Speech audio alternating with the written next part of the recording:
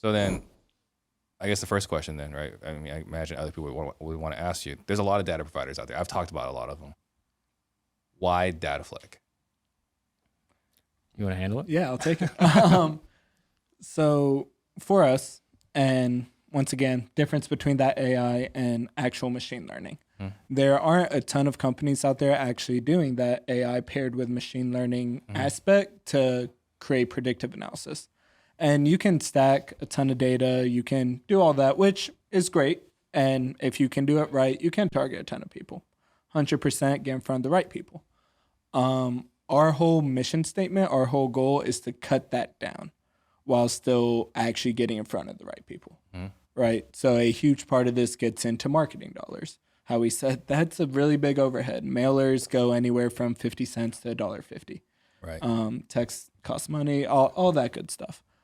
If we can cut that down by providing just better upfront data. Now, I always describe the data as the gas to the car, right? Yeah. You still need the tires, engine, transmission, etc. But what you put in definitely will come back out on that back end as well. So different octane. 100%. Yeah. It's true. So I'm going to speak what I know, and you tell me where I got the data wrong, right?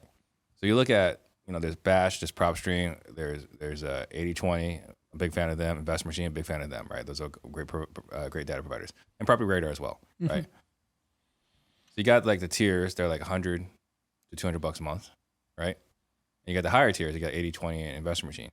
And my understanding of those is they're pulling public record directly, right? Like the counties or wherever else the public records are coming from. And you got Audantic, which has been the big bad boy for the longest time, right? And my understanding from them is machine learning, right? It's that regression model we're talking about is that here are all the people that sold to a cash investor. Here are their 400 data points or whatever it is, approximately, from public records. Not public records, from other data companies. Raw data providers. Right? Yeah. Data brokers. From data brokers, there you go, right? Whether it's Melissa data, Adam data, whatever, right? They're pulling all the data points and then saying, based off of the people that sold in the past, here are the people that will probably sell given their current data points. Is Dataflik basically replicating that model? So we parse it out so we have two primary flagship products. So it's our realtor product and our investor product. Sure. So the machine learning aspect of this, to talk about like the regression models. So first we're going to look at the realtor product. These are all the people who sold on market through the MLS. Very different group of people who are selling. Well, they're very different data points. Exactly. So we're taking those two pillars of data, and that is our regression models for specifically each product respectively. So it's like, here are all the people who sold off market to an investor. Here are all the people who sold on market with a realtor. So that is our training data. And I have no idea what other providers or what other companies do, but the way we do it is we have kind of three pillars. So it's our housing data and our demographical data, and then all of our skip tracing sources. We could touch on the skip tracing, but for now, let's focus on just the actual property data and the demographical data. So in totality, there's roughly about 900 attributes per household that we're tracking. 900? 900. Okay. And that's everything from income modeling all the way to like education and life events and things like that. So it's like, hey, based on the last 5 years, like this is the kind of trajectory of like this person has moved up in housing. Like they went from an apartment that they're renting all the way to like, a upper middle class home. So all of those life events, all that demographical data modeled into, those 400 demographical attributes. And then we're taking all of these property characteristics from like tax assessors and mortgage recorder databases and things like that. So we take both of those and then apply the historical data for each of those respectively. And then we model all that and put it into a score from 0 to 100. The higher the score, the more likely they are to sell. So internally, we're running about 8 different models to come up with that one score that like our users actually see. So it's very complicated. So there's a score based off the person's data points. Correct. So there's a score based off of the house.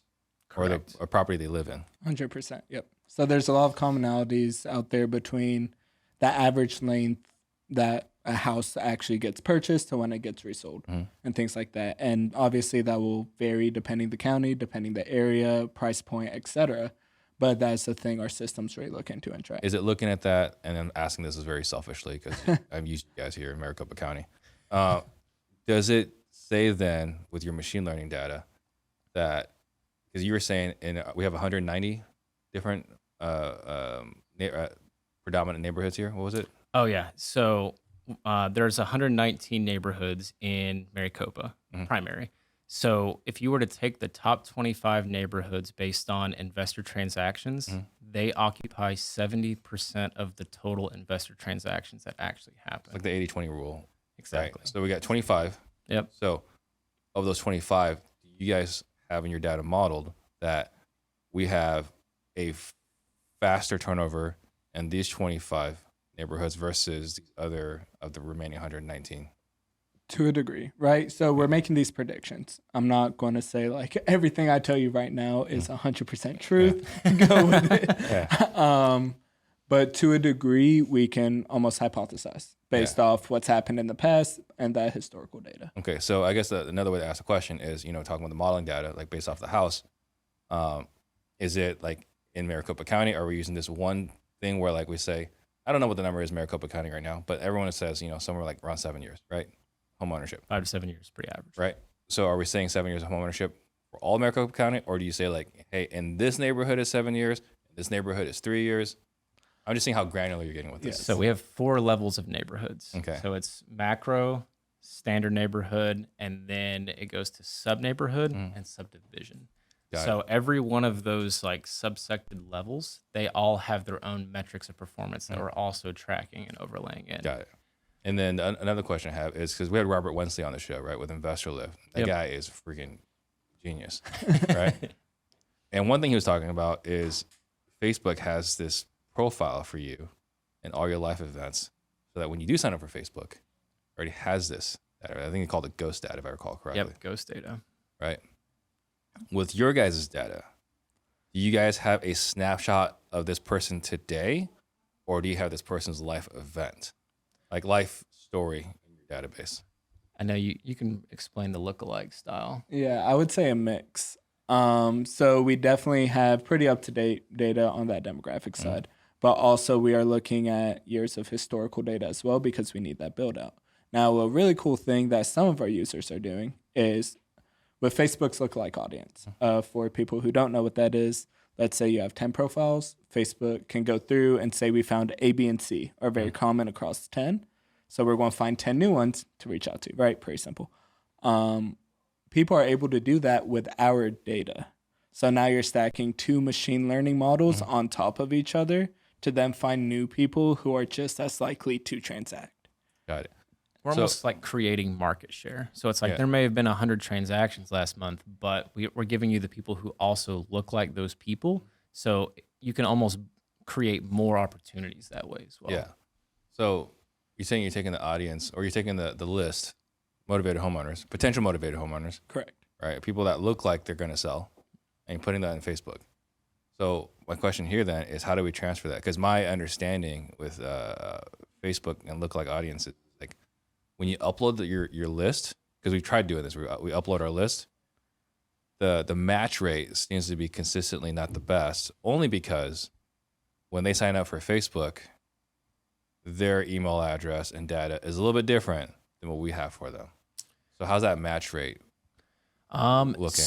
So for us, the way that we tell people to do it, and we've heard circumstances where people are like, hey, we got all of our lists uploaded. And we've had certain people who are like 30% uploaded. What happened? So we don't exactly know how Facebook does it, obviously, but we tell people to take so on our skip tracing, we have something called the last reported date. And the way that our skip tracing actually works is we buy about 6,000 public and private sources. And that can be everything from a utility bill all the way to a gym membership.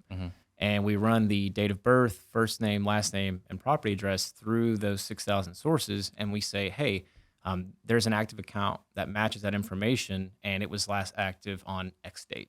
Yeah. So our skip tracing will give you the last reported date of that activity date through one of the 6,000 sources. Yeah. So from that, we will take, hey, here are the 3 most recent actual last reported dates for each number, upload that into the Facebook custom audience. Got it. because statistically that has a much higher likelihood to actually find the person than an email does. People do upload 2 emails, but I mean, I have like 8 emails. I don't know how many you have, but it's just unlikely you're going to get the right match, right? Right. Yeah. So then, going back to you're modeling the person, the property, and you mentioned the skip tracing. How does that Correct. How does that become a factor in the likelihood someone's going to sell? So it's not necessarily the skip tracing database is tying into the likelihood to sell, but we're using AI technology to find the skip tracing numbers. So like from those 6,000 sources outlining like the process I just did. So we're saying like, hey, statistically based on historical data, like we've had these people connect with like this last reported date. Because like what we started to do is aggregate actual connects from our users on phone numbers. So it's like, hey, here's this cold calling campaign, and here are all the verified, like this is their phone number, and we're actually tying that data back in as well to try and like increase the accuracy of our skip tracing database. So that's the AI element of that, but it's not necessarily tying back to the likelihood to sell piece. Got it. Was there something else you want to add to that? Nah, he covered it pretty well, actually. All right.